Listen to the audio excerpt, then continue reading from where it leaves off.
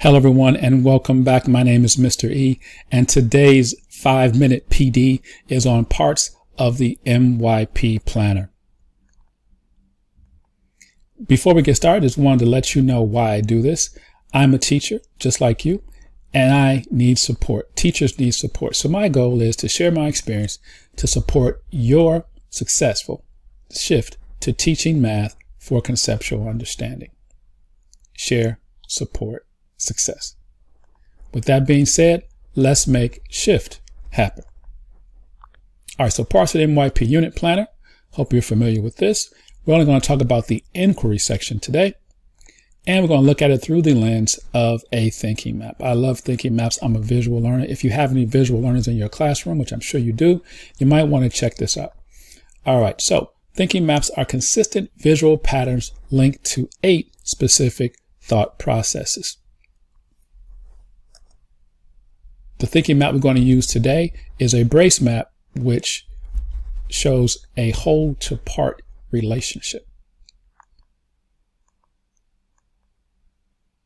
So we break down the inquiry section into 5 parts: statement of inquiry, inquiry questions, objective, summative assessment, approaches to learning, or ATLs. So what we do is we go from whole to part, from left to right.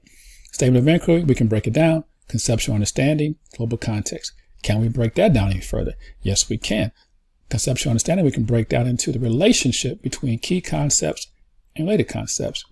Global context can be broken down to global context exploration.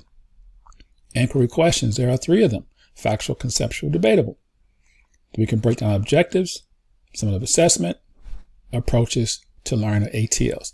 Today we're only going to cover these 2 right here. And when you're done with the thinking map, you always put a frame around it. All right, so let's go ahead and fill in these boxes. Key concept goes there, related goes there.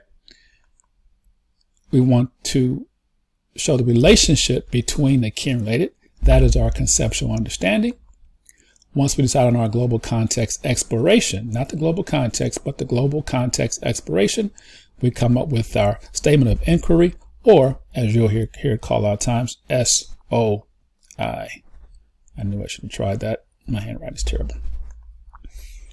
All right, now where do we get these inquiry questions? Well, they are drawn from and inspired by the statement of inquiry. One of the keys in this section, in the inquiry section, our inquiry questions are interdisciplinary, meaning we don't put any math terms here.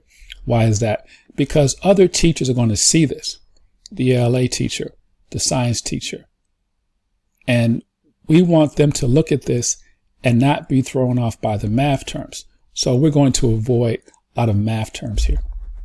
I'll show you in a second. So here's an example. Here's a unit on indices, standard form, or scientific notation, and logarithms. I'm going to use a key concept of form.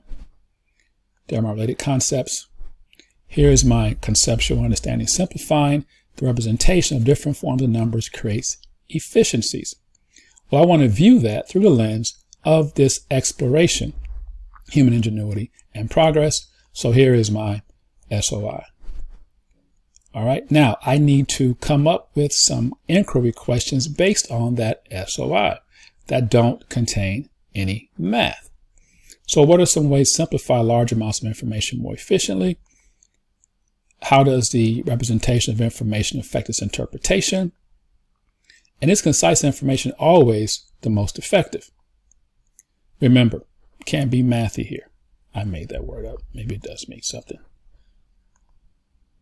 All right, so that's it for this video. I told you 5 minutes. We just wanted to cover those 2, statement of inquiry, inquiry questions. And here's my question for you. Did a shift happen? I sure hope so. If it did, please like this video, subscribe to my channel to receive updates, and when you get a chance, check out my website, teachconceptualmath.com. I'll talk to you soon.